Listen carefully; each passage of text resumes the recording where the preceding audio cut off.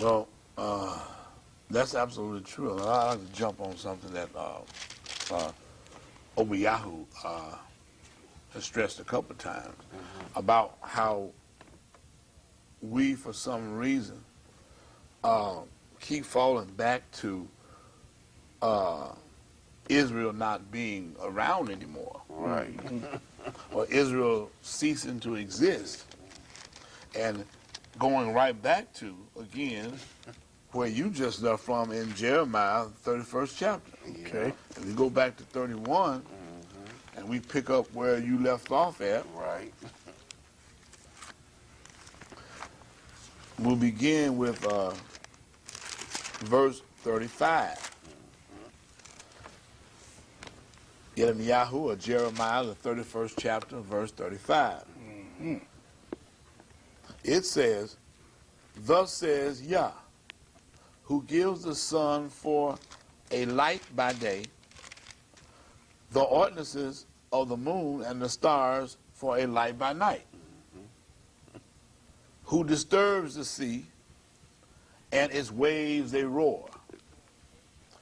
It says Yah, Yahweh Sabo, or it says Lord of hosts here, but it says in the Hebrew or Hebrew that would be Yahweh Sabo, is his name.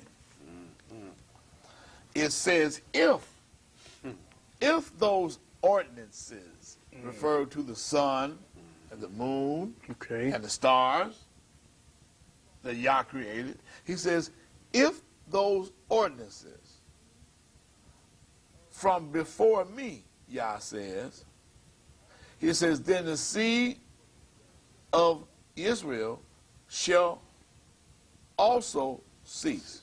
So he's saying if those ordinances here depart from before me, he says, and I missed that depart, that's the key word there. Yes, sir. It says if those ordinances, again, sun, moon, and stars that he created, if those ordinances depart from me, he says, then the seed of Israel shall also cease from being a nation before me forever. Wow. Now, my only contention is, since Yah has created these ordinances, all the way back in Genesis, beginning in Genesis, the first chapter, Right. to this day that we are sitting here at this table speaking, 2004, has these ordinances ever departed from the Father? Go outside and look up. Has anyone ever been tough enough, big enough, and bad enough, and smart enough, intelligent enough, strong enough to make these ordinances disappear Not so. from the Father's presence? No. Okay, if that be true then, if they have not departed, it says, then Israel as a nation still exists. Absolutely. Right. Now, we may not be on the land, because remember, a nation does not refer to a what? To a land. It refers to a people. Right. Israel was a people who didn't have no land. We were referred to as a nation then. Sojourners. Okay, so we're not talking about no land, no ground, no dirt. We're talking about a people. People. When it says Israel shall cease from him or depart from him or disappear as being a nation, he's talking about the people. He ain't talking about the land. Not a spirit neither. Exactly. So that tells me Israel ain't went nowhere. So. Israel is still here. And that's all I'm saying, because I just wanted the audience to know, the viewing audience to know, that what you were trying to tell them on Yahoo, we still here. Absolutely. We are still here. Not done with So it. I just wanted to bring that out, and that because that was stuck on my mind after you had read it, and I wanted to say it, and then when I connected with Obiyahu saying it, then I had to go there. Well, let's do it right. Let's go back to Deuteronomy, Beautiful. and let's start reading at Deuteronomy 28:64. Okay. It says, then Yahweh will scatter you among all people, from one end of the earth to the other, and there you shall serve other gods, which neither you nor your fathers have known, wood and stone. And among those nations you shall find no rest, nor shall the soles of your foot have a resting place. But there Yahweh will give you a trembling heart, failing eyes, and anguish of soul. Your life shall hang in doubt before you. You shall fear day and night, and have no assurance of life. Wow. In the morning you shall say, oh, that it were evening. And at evening you shall say, oh, that it were morning. Because of the fear which terrifies your heart, and because of the sight which your eyes see. Go out and look in your community. Yep. And tell me that this don't fit you. Tell me that. You're absolutely right, Elder. That fit also during the time when we were first brought to this country, and while we were brought to this country in the hull of ships and slave ships, Right. when we were slaves as well, and when we had no assurance of our lives, because we weren't sure of life. Right. We were sure. We were sure there was death. Yeah. Because we were lynched, we were flogged, we were beat to death. We were beat to death if we were just found with a book. That's right. Yep.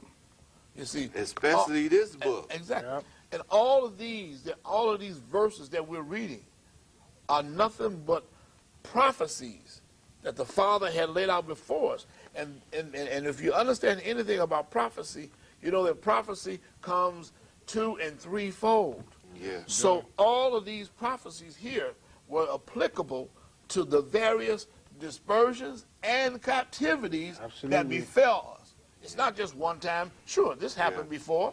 This happened before we even came to America. Yes, it did. Yep. But it happened all. But this is also what? America is also what?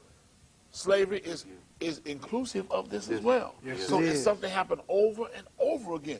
This hits on each and every captivity and dispersion. Right. And the question would be why? Exactly. Other than the one we had just left, because we had just left Egypt. Right.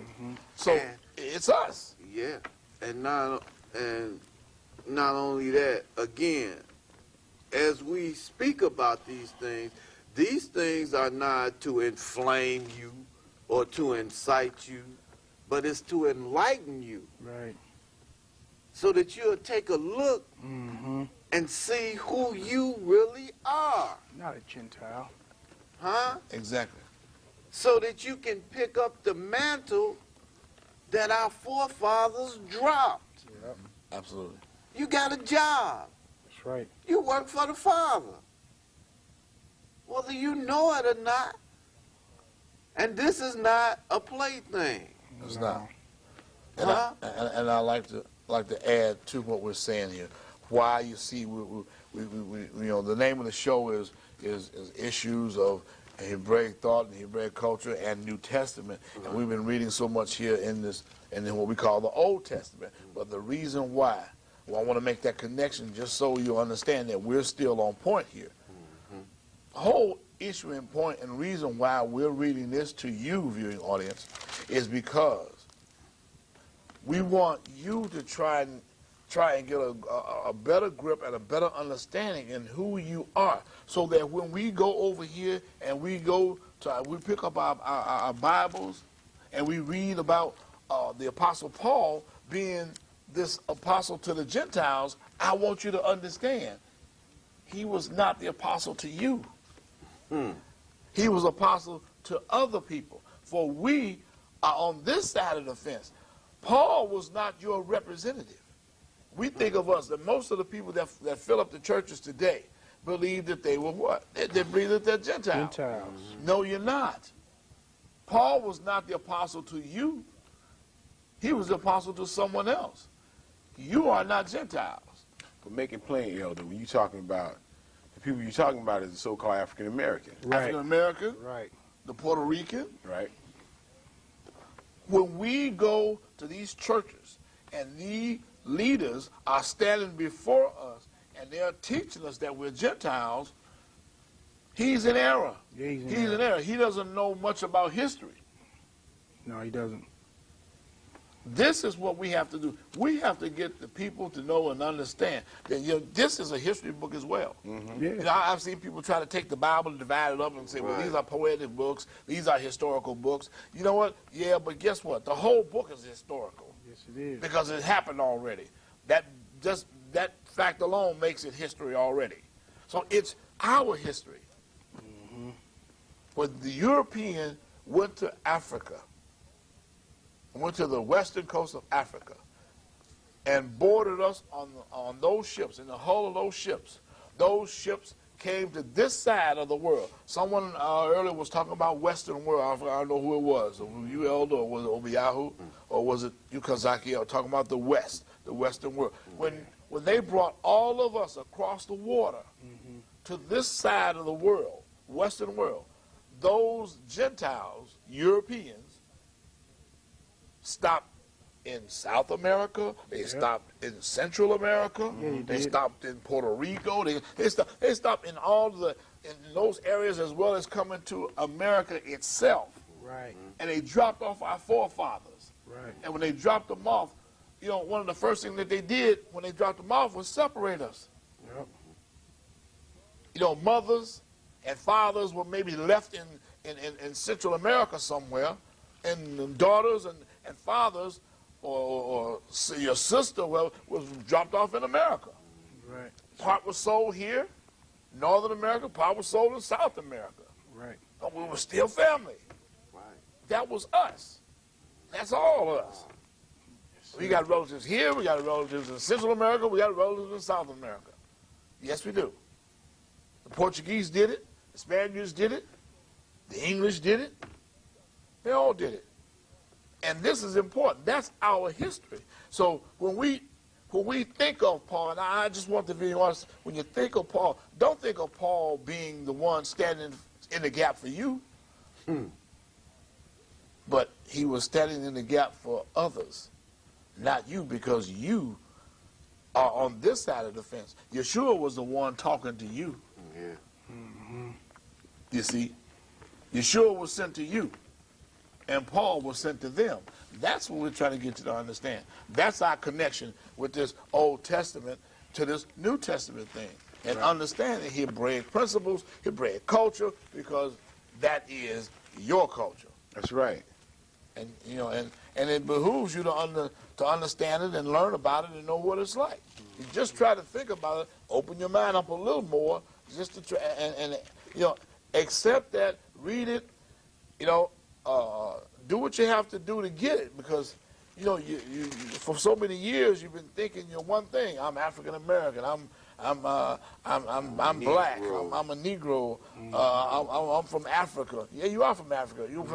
Hey, for all intents and purposes, Gentiles, Europeans are from Africa. Everybody is. Yeah. So in a sense, they're just as much African as you are. If you want to go that far. Afrikaners. Yeah. And not only that, what country? There's 55 countries in Africa. And what language did your forefathers speak? Right. You don't know. You don't know. About 5,000 languages. And any person that knows anything about African American quote unquote history, you know what? You don't know either. Yeah. You think That's you're an right. expert? You tell me. Yeah.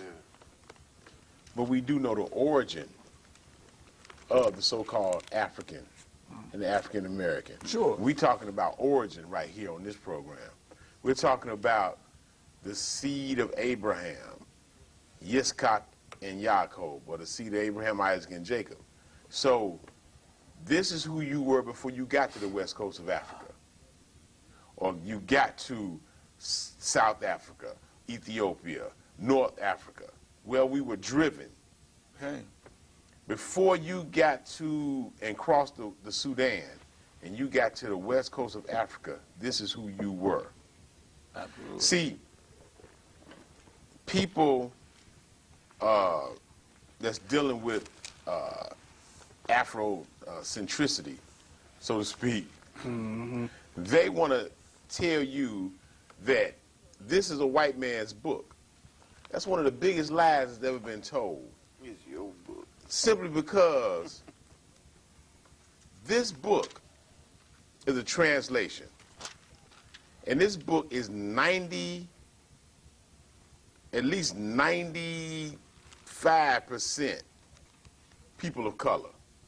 You. Okay? You. Me and other peoples of color. But it's mainly about the children of Israel. Okay? So when a person comes to you and tell you this is a white man's book, that's impossible. And it's strange how the Father's word refuses to be hidden. In the Middle Ages, the Bible, they used to have Bible burnings. They tried to eliminate the Father's word. But the Father's word is still here alive and kicking. And there is no white man on this planet that would write a book where he would make a black people closer to God than he is. Huh? That's impossible. That's not going to happen. When we sit here on this stage and I know a lot of people say, why they got, like, where they get the audacity to sit there and put other people's beliefs down. It's not that we're putting other people's beliefs down. We're trying to bring people up to an understanding that this book is not is not under any private interpretation. This book has a lineup with what the Father prescribed in the first place. So when you see us sitting up here talking, this is something we've been commissioned to do because we understand who we are and we take it as far back as it goes. And we understand the covenant that Yah has, the covenant, the agreement that Yah has, the contract that Yah has with his people. And once you understand it, we came to the knowledge of knowing who we are. That's where we get the authority from Yah himself. This is not a self-authoritative thing that we're doing. The Most High made a covenant with his people. Once you understand that you are part of that covenant, then you'll know exactly what you are to do, as well as what not to do. So we're telling you, viewing audience, that we understand that there's been a lot of distortion and extensive amount, and a lot of miseducation regarding this book. Okay? And I just pose a question: if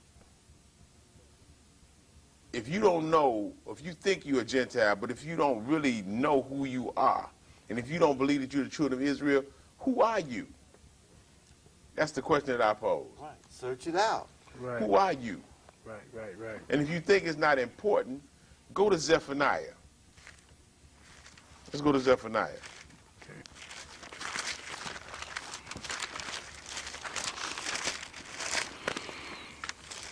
Go to Zephaniah.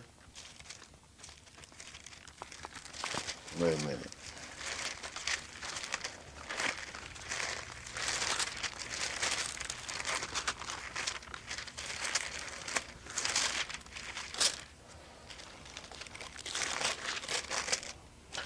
I'm sorry. Go to Zechariah. I'm sorry about that. I apologize. Zechariah, the 8th chapter.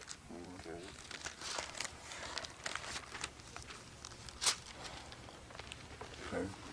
Zechariah 8:20. Thus saith Yahweh of hosts, it shall yet come to pass that there shall come peoples and inhabitants of many cities, and the inhabitants of one city shall go to another, saying, let us go speedily to pray before Yahweh, and to seek Yahweh of hosts. I will go also. Yea, many peoples and strong nations shall come to seek Yahweh of hosts and Jerusalem, and to pray before Yahweh. Thus saith Yahweh of hosts, in those days it shall come to pass that 10 men shall take hold out of all languages of nations, even shall take hold of the skirt of him that is Israelite, saying, we will go with you, for we have heard that Yahweh is with you. Mm-hmm. That's why it's important to know who you are. Right. That's it. Because Yahweh is with you. Right. And as as Zechariah says, Uh-huh. peoples of all nations will know that Yah is with you. That's right. Because if Yah had not been with you all this time, and all the attempts at genocide, at totally trying to just wipe you out, Right. it would have succeeded a long time ago. Long time Right. ago. If you look back at our history as a people, Tell it. and you see how far the Father has brought us as so-called African Americans, That's right. a nameless, invisible people, so to speak, we're still here. Right. At one point in time, we weren't even allowed to read and write. But at the same time, somehow we've succeeded. We've learned how to stay alive and how to keep producing, how to bring new children into the world. But these children are to be taught the right way. You can't keep them in a state of denial or in a state of ignorance because we choose to be there. Because these are the Father's people also. So once you understand how important you are, you would never allow another individual to tell you that you're simply a Gentile, that you were simply grafted in, that you were simply an adopted son, so to speak. You are Yah's first son. That's right. You are Yisrael or Israel. So once you understand that you are basically royalty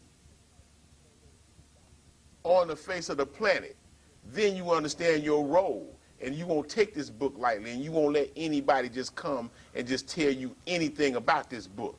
Right. You will embrace it, and you know it for it to be yours, and you know exactly what you're supposed to be doing.